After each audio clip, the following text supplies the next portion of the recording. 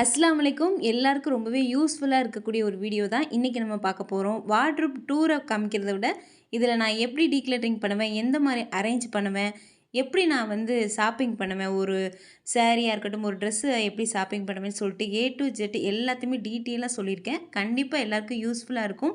Video miss பண்ணிடாமல் last வரை பாருங்கள். இப்போ வாங்க வீடியோக்குள்ளே போய் பார்க்கலாம்.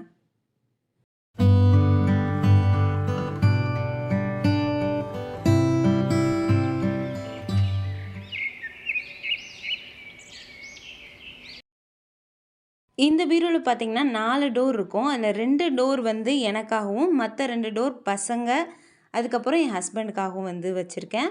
ஃபஸ்ட்டு இந்த 4 டோர் இருக்கிறது எதுக்காக செலெக்ஷன் பண்ணேன்னு பார்த்தீங்கன்னா, ஆளுக்கு ஒவ்வொரு டோர். எங்கள் வீட்டில் 4 பேருன்றனால 4 பேருக்கு ஒவ்வொரு டோர் வந்து வச்சுக்கலாம் அப்படின்னு தான் பிளான் பண்ணேன். ஆனால் எல்லார் வீட்லையும் இருக்க மாதிரி லேடிஸுக்கு அதிகமாக ட்ரெஸ் இருக்கும் இல்லையா? அதனால எனக்கு இந்த 2மே தேவைப்பட்டுச்சு. அவங்க 3 பேருக்குமே அந்த 2 பீரோ, அதாவது 2 டோர் வச்சது கரெக்டாக இருந்துச்சு. அதனால் எனக்கு இந்த 2 பக்கெட்டும் இருக்கிறத நான் வந்து சூஸ் பண்ணிக்கிட்டேன். இந்த பீரோ வந்து க்ளீனாக இருக்க மாதிரி தெரியல. ஆனால் நிறைய தூசி இருக்குது. இது ரேராக யூஸ் பண்ணுற திங்ஸ். அதாவது ஃபங்க்ஷனுக்கு போனால், வெளியில் போனால் எடுக்கிற ட்ரெஸ்ஸை மட்டும்தான் இதில் அரேஞ்ச் பண்ணியிருக்கேன். ரெகுலராக போடுற நைட்டி, இன்னர் வேர் இதெல்லாம் பார்த்தீங்கன்னா ஓப்பன் செல்ஃபில் தான் அரேஞ்ச் பண்ணியிருக்கேன். அந்த வீடியோ ஏற்கனவே நான் ஷேர் பண்ணியிருக்கிறேன். ஃபஸ்ட்டெல்லாம் பார்த்தீங்கன்னா பீரோ வந்து ஓப்பன் பண்ணோன்னே எல்லாமே மேலே வந்து விழுகும் ட்ரெஸ்ஸு. அந்த அளவுக்கு ட்ரெஸ் அதிகமாக இருக்கும். ஆனால் அதில் தேடி எடுக்கிறதுன்னு பார்த்தீங்கன்னா ரொம்ப கஷ்டம். 2வது அதில் எனக்கு தேவையானது எதுவுமே இல்லாத மாதிரி இருக்கும். எந்த ட்ரெஸ்ஸுமே எனக்கு இல்லாத மாதிரி இருக்கும். அந்த பீரோவை திறந்து மேலே ஃபுல்லாக விழுகிற ட்ரெஸ் அவ்வளோ அதிகமாக இருந்தாலும் அதில் எதுவுமே எனக்கு தேவையானது இருக்காத மாதிரி தான் இருக்கும். இப்போ நான் எந்தெந்த ட்ரெஸ் வச்சுருக்கேன்றதை ஃபஸ்ட்டு சொல்லிடுறேன். இதில் பெரிய ஆர்கனைசர் பாக்ஸ் எல்லாம் நான் யூஸ் பண்ணல. ஏன்னா தனித்தனியாக சின்ன சின்ன பாக்ஸாக இருக்கிறனால மேலே வந்து புர்கா ஷால், அதுக்கப்புறம் பார்த்தீங்கன்னா கீழே வந்து சுடிதார், அது கூட ஃபேண்ட்டு ஷால் எல்லாம் மடித்து வச்சுருக்கேன். கீழே வந்து பார்த்திங்கன்னா எக்ஸ்ட்ரா இருக்கிற ஃபேண்ட்டு, லெக்கின்ஸ், அதுக்கப்புறம் கொஞ்சம் ப்ளவுசஸ் இதெல்லாம் இருக்குது. இங்கிட்டு பார்த்திங்கன்னா வளையல் இதெல்லாம் இருக்குது. கொஞ்சம் வளையல் நான் கொஞ்சம் அதிகமாக யூஸ் பண்ணுவேன், அது மாதிரி இருக்குது. கீழே வந்து இதுவுமே ப்ளவுஸ் தான். கொஞ்சம் வந்து கிராண்டான ப்ளவுஸ் தனியாக வச்சுருக்கேன். இதுவுமே யூஸ் பண்ணாத லெக்கின்ஸ் வந்து இந்த இதில் இருக்குது. அதுக்கப்புறம் வெளியில் போனால் கொண்டு போகிற பேக் இருக்குது. அது கொஞ்சம் ஃப்ரீயாக இருக்கனால அங்கே பேக் வச்சுருக்கேன். அதுக்கு கீழே இருக்க பாக்ஸ் பார்த்தீங்கன்னா பெட்ஷீட், கொஞ்சம் எக்ஸ்ட்ரா இருக்க பெட்ஷீட்டை மடித்து வச்சுருக்கேன். வெளியில் எங்கேயாவது வச்சா வந்து தூசி ஆயிரும்னு சொல்லிட்டு அங்கே வச்சுருக்கேன். இந்த சைடு பார்த்தீங்கன்னா இது ஃபுல்லாமே சாரீ மடித்து வச்சா எப்படியும் கலைஞ்சு போயிடும். இந்த மாதிரி தொங்க விடுறது பார்த்தீங்கன்னா ஹேங்கரில் கொஞ்சம் வந்து பார்க்கும்போது எந்தெந்த சாரீ இருக்குதுன்னு பார்த்து எடுக்கிறதுக்கு ஈஸியாக இருக்குது. அதே மாதிரி அடிக்கடி கலையாது நம்ம அப்படியே மடித்து வச்சோம் அப்படின்னா. இதுலேயுமே பார்த்திங்கன்னா நான் ரொம்பவே கழிச்சிட்டேன். ட்ரெஸ்ஸை ஃபுல்லாமே டிக்ளேர் பண்ணிட்டேன். இருந்தாலுமே பார்த்திங்கன்னா நிறைய சாரீ வந்து யூஸ் பண்ணாதது, ரொம்ப வந்து பழசானது, கொஞ்சம் வந்து ஓல்டு ஃபேஷனாக இருக்கிறது எல்லாமே இருந்துச்சு. இப்போ வந்து எல்லாத்தையுமே கொஞ்சம் டீக்ளட்டரிங் பண்ணதெல்லாம் பார்த்து எடுத்து தனியாக எடுத்து வச்சுக்கிட்டேன். ஃபஸ்ட்டெல்லாம் இந்த சாரீ ட்ரெஸ் எல்லாம் டீக்ளட்டரிங் பண்ணும்போது மனசே வராது. ஏன்னா நம்ம ஒவ்வொரு ட்ரெஸ்ஸுமே ரொம்ப பார்த்து ஆசையாக வாங்கியிருப்போம்.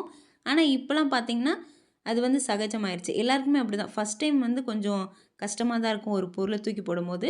ஆனால் அடுத்தடுத்து நம்ம பண்ணும்போது அந்த மனசில் வந்து அந்த குற்ற உணர்ச்சி, அந்த கில்ட்டியோ இருக்காது. நம்ம தாராளமாக டக்குன்னு நம்ம வந்து டீக்ளரிங் பண்ணிடுவோம்.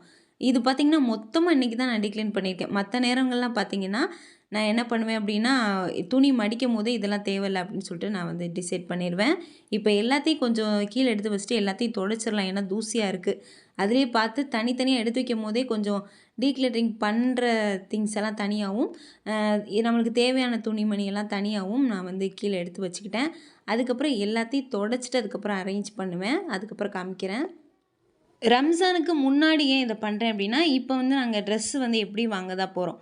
அப்போ வாங்க போகும்போது நம்மக்கிட்ட எந்த ட்ரெஸ்ஸு இருக்குது, எது நம்ம அதிகமாக யூஸ் பண்ணுறோம், எது நம்மளுக்கு தேவையில்லாமல் நம்ம வந்து ட்ரெஸ்ஸில் செலவு பண்ணிடக்கூடாது அப்படின்னு ஒரு சின்ன யோசனை வர்றதுக்காக தான் ஃபுல்லாக க்ளீன் பண்ணுறேன்.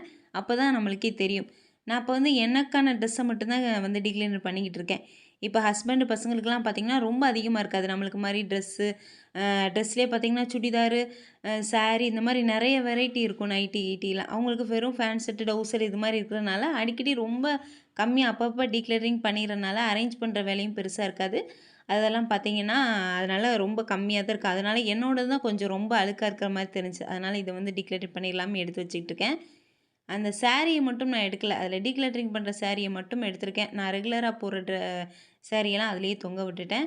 இப்போ எல்லாத்தையுமே எடுத்து போட்டுட்டு எந்த மாதிரி அரேஞ்ச் பண்ணுறேன், எந்த மாதிரி டீக்ளட்டரிங் பண்ணுறேன்றதை சொல்கிறேன். இதில பார்த்தீங்கன்னா, நான் இந்த சாரிய டீக்ளட்டரிங் பண்றேன் அப்படின்னு சொல்லிட்டோம் அப்படின்னா, அது சில பேருக்கு பிடிக்காது. நல்லா தானே இருக்கு. இத ஏன் டீக்ளட்டரிங் பண்றாங்க அப்படின்னு சொல்லிட்டு சில பேர் யோசிக்கலாம். ஆனா எனக்கு தெரியும் அது வந்து கம்ஃபர்டபுளா இருக்கா, இல்ல அதில எதுவும் மிஸ்டேக் இருக்கா அப்படின்னு சொல்லிட்டு. டீக்ளட்டரிங் வந்து அதனால இதில வந்து பெருசா நான் சொல்லல. எந்த ட்ரெஸ்ஸ டீக்ளட்டரிங் பண்றேன், எந்த திங்ஸ டீக்ளட்டரிங் பண்றேன்னு. ஆனா ரொம்ப உன்னிப்பா கவனிக்கும்போது உங்களுக்கே தெரிஞ்சிரும் எத டீக்ளட்டரிங் பண்றேன்னு. அத நான் வந்து சொன்னேன் அப்டின்னா, சில பேர் தப்பா நெனைக்கலாம். அதனால நான் வந்து சொல்றேன். இந்த டீக்ளரிங் பண்றதையுமே பார்த்தீங்கன்னா, நான் வேஸ்ட் பண்ண மாட்டேன். நான் குடுக்குறதே வந்து ரொம்ப ஆசையா வாங்கிக்கிறவங்க நெறைய பேர், நெறைய ஃப்ரெண்ட்ஸ் இருக்காங்க. எனக்கு யூஸ்ஃபுல்லா இல்லாதது மத்தவங்களுக்கு யூஸ்ஃபுல்லா இருக்கவங்களுக்கு குடுத்துருவேன். அதுவுமே ரொம்ப அ நம்மளுக்கு தெரியும். அது ரொம்ப டேமேஜ்டா இருக்கு. இது வந்து யூஸாவே ஆகாது அப்டின்னு சொல்லிட்டு சில திங்ஸ் இருக்கு. அதெல்லாம் வந்து யோசிக்காம நான் வந்து தூக்கி போட்டுருவேன். அத வேற யாருக்குமே குடுக்க மாட்டேன். இந்த 2 மெத்தட தான் நான் வந்து டீக்ளட்டரிங்க்கு யூஸ் பண்ணிக்கிட்டு இருக்கேன். ஒண்ணு பார்த்தீங்கன்னா, தூக்கி போடுறது, ஒண்ணு வேற யாருக்காவது குடுக்குறது. அவ்வளோதான். நம்மகிட்ட வந்து இருக்கக்கூடாது. ரொம்ப கம்மியான அளவுல நம்மளுக்கு தேவையானது மட்டும் தான் இருக்கணும். இந்த டீக்ளட்டரிங் மெத்தட் வந்து நான் இப்ப பீரோ ஃபுல்லா எடுத்து போடும்போது தெரிஞ்சுச்சு, நம்மகிட்ட வளையல் ரொம்ப அதிகமா இருக்கு அப்படின்னு சொல்லிட்டு. வளையல் நம்ம போடுற அணிகலன்லயே பார்த்தீங்கன்னா, இந்த வளையல் ரொம்ப பிடிக்கும். அதனாலேயே பார்த்தீங்கன்னா, எல்லா கலர்லயுமே வாங்கி வச்சிருப்பேன். வாங்கி வைக்கும்போது பார்த்தீங்கன்னா, அதில கொஞ்சம் டேமேஜ் ஆனது, ரொம்ப ஓல்டு ஃபேஷன் ஆனதெல்லாம் இருந்துச்சு. அது எல்லாத்தையுமே வந்து டீக்ளட்டரிங் பண்ண மறந்தாச்சுன்னு தான் சொல்லணும். அதனாலேயே பார்த்தீங்கன்னா, இப்போ வந்து எல்லாத்தையும் எடுத்துட்டுருக்கேன். சில வளையல்லாம் ரொம்ப வந்து நெளிஞ்சு போனது, கருத்து போனதெல்லாம் இருந்துச்சு. அதை எல்லாத்தையுமே டீக்ளட்டர் பண்ணிட்டு, தேவையானது மட்டும் அரேஞ்ச் பண்ணிட்டேன். ஏன்னா, இப்பயுமே வந்து நம்ம வாங்குவோம் இல்லையா? ரம்ஜானுக்கு அதனால. இந்த வளையல்லாம் பார்த்தீங்கன்னா, சில டைம் தேடி எடுக்க முடியாது. ஒவ்வொன்னும் தனித்தனியா இருக்கும். சின்ன சின்ன வளையல்லாம். அதனால பார்த்தீங்கன்னா, இந்த மாரி ஊக்க வச்சு நான் மாட்டி வச்சிருக்கேன். அப்ப டக்குன்னு அந்த ஜோடிய வந்து நம்ம எடுத்துறலாம். 2வது நம்ம ஃபங்ஷனுக்கு கிளம்பும்போது தான் அந்த ஊக்கெல்லாம் காணா போகும். அப்ப வந்து அந்த ஊக்கெல்லாம் அதில இருந்துச்சுன்னா கொஞ்சம் யூஸ்ஃபுல்லா இருக்கும்னு சொல்லிட்டு, இந்த மாரி சின்ன சின்ன வளையலெல்லாம் பார்த்தீங்கன்னா, ஊக்குல குத்தி வச்சிருக்கேன். சில இதில வந்து பத்தாது ஒரு ஊக்கு. அதனால 2ஆ வந்து குத்தி வச்சிருப்பேன். இந்த த்ரெட்டில இருக்கிற பேங்கிளுமே பார்த்தீங்கன்னா, ரொம்ப வந்து 1 தடவ, 2 தடவ போட்டோனேயுமே ரொம்ப இதாயிருச்சு. அந்த நூலெல்லாம் கழண்டுருச்சுன்னா அவ்வளோதான். வேஸ்ட்டு தான். அதனால இனிமே வந்து அந்த நூல்ல இருக்கிற பேங்கிள் மட்டும் கொஞ்சம் வாங்கக்கூடாது அப்படின்னு சொல்லி பிளான் பண்ணியிருக்கேன். இந்த ஸ்டோன் வச்சதெல்லாம் பார்த்தீங்கன்னா, ரொம்ப கருத்துருச்சு. நெறைய ஸ்டோன் விழுந்துருச்சு. ஆனா இதெல்லாம் இவ்வளோ நாள் வந்து இதிலேயே வச்சு வேஸ்ட் பண்ணியிருக்கேன் இடத்தெல்லாம்.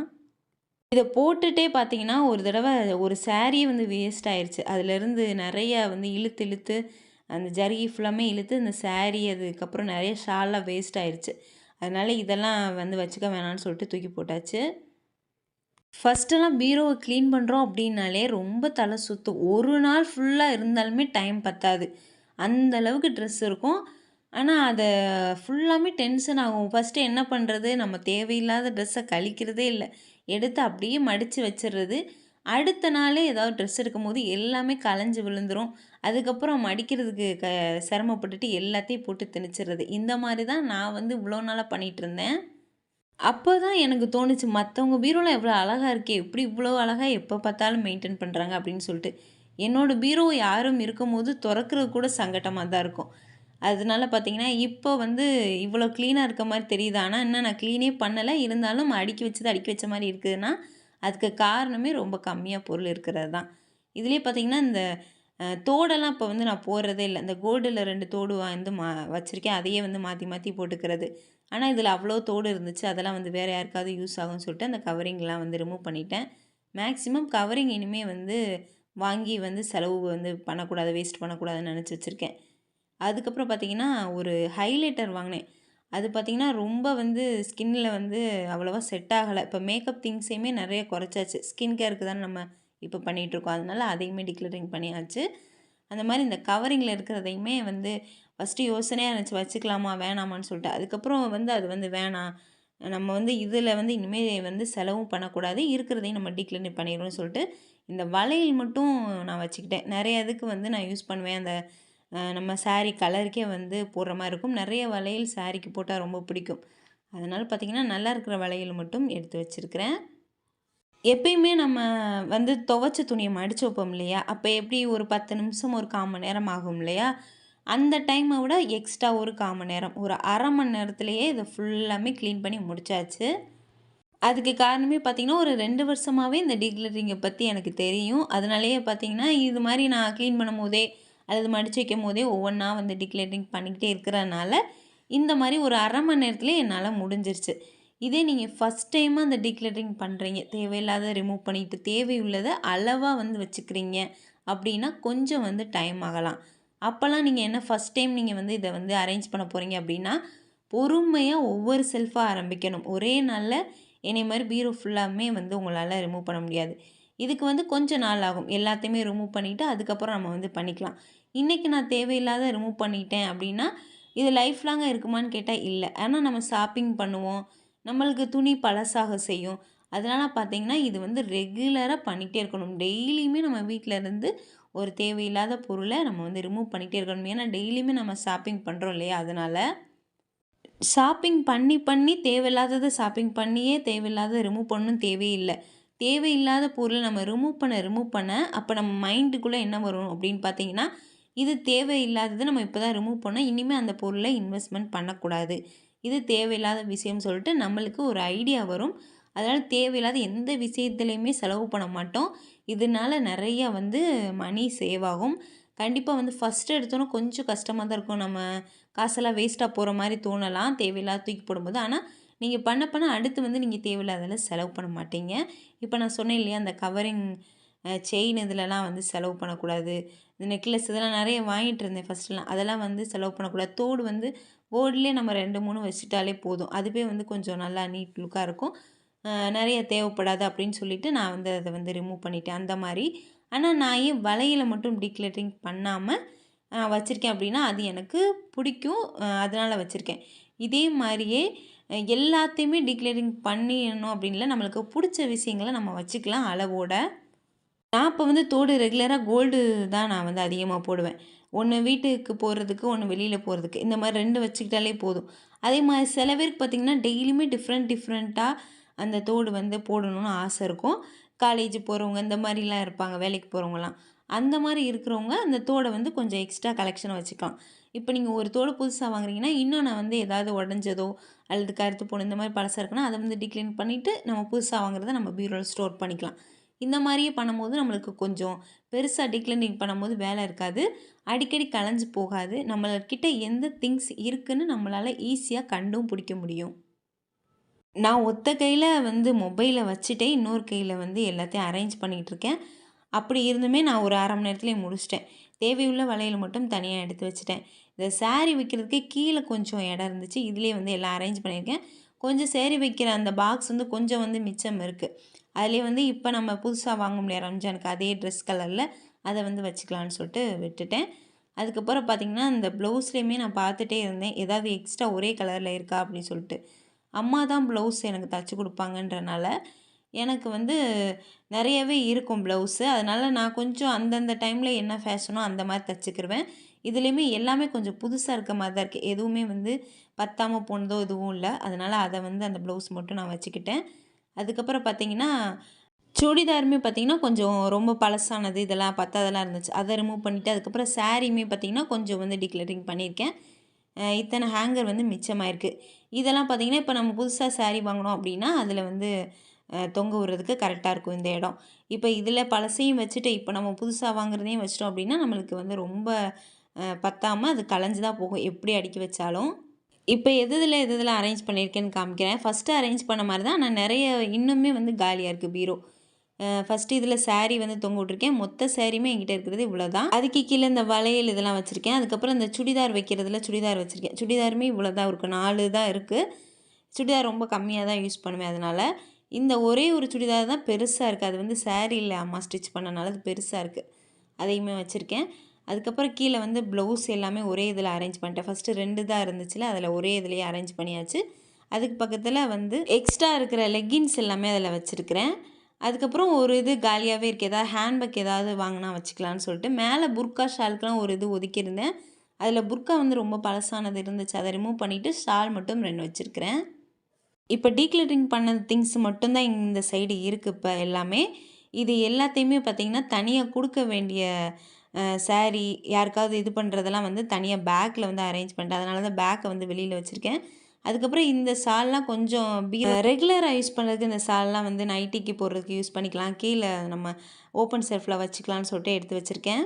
இதிலே கீழே தூக்கி போடுறது தனியாகவும் அதுக்கப்புறம் வெளியில் யாருக்காவது கொடுக்குற சாரீ கொடுக்குற பொருள் எல்லாம் தனியாகவுமே வச்சுருக்கேன்.